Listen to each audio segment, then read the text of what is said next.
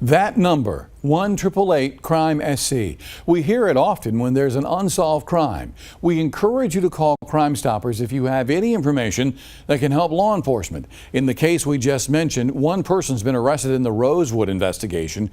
Columbia police say a Crime Stoppers tip helped investigators make that arrest. Now, Crime Stoppers says last year more than 450 people were arrested in the Midlands because of your anonymous tips. Police say the 24-hour hotline is a safe way you can share valuable information about a crime. Well, tonight, Ashley Isbicki verifies whether or not your identity is really protected. Here at News 19, we want you to know how we verified our information. So I'm going to be upfront with you about who we talked to and where we went. All Crime Stoppers tips are handled here at a government building in Columbia. The call takers are just behind this door, but just like they want to protect your identity, we want to protect theirs. So we set up shop just across the hall, the same computer system, the same phone system. We talked to a Crime Stoppers call taker. Again, we are protecting her identity. We talked to the vice president of the Midlands Crime Stoppers Board, Kevin Cornett, who's also the chief of Springdale Police. And we talked to Crime Stoppers' third-party software operator, a former hacker, Stephen Sebastian, with TipSoft. We're verifying the 3 ways you can submit a Crime Stoppers tip: a phone call, a text message, and online. People don't believe that it's truly anonymous. It is. We tested it. So we're receiving a call, it says incoming call, no phone number is shown. Verified. Calls to Crime Stoppers are anonymous. For text messages, Crime Stoppers uses a third-party company, TipSoft. TipSoft also uses a third-party company for another layer of security. Every cellular phone has a unique identifier, phone number, as well as what they call like an ESN, electronic serial number or something. All that information is stripped by the third-party providers before it's passed to us. TipSoft creates a unique user code. Then the tip is sent to Crime Stoppers. We put it to the test by texting a tip to Crimes. The text just came in, and as you see, there's no phone number. It's assigned a unique identifier. The call taker sent us a text back with that code. J8C7. Verified. Texts to Crime Stoppers are anonymous.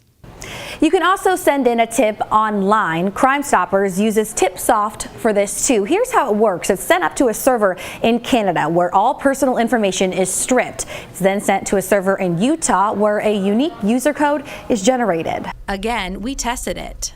The suspect's name I'm entering as John Doe. That's my tip right there on your screen. Correct, and this is the unique identifier that was assigned to you. And I got an 8-digit code along with an 8-digit password. Verified. Online tips to Crime Stoppers are anonymous. Finally, we wanted to know how the Spanish tip line works for callers who don't speak English. Uno momento, por favor. It's the same number, 1-888-CRIME-SC, only Crime Stoppers does a conference call with a call center out in Texas. The tipster then talks to a bilingual expert who puts the information into TipSoft and it gets sent back to our state. Have someone on the line? Yes. So officers, deputies, any law enforcement, they have no idea where the information comes from. It's 100% anonymous. Verified. Spanish tips are anonymous.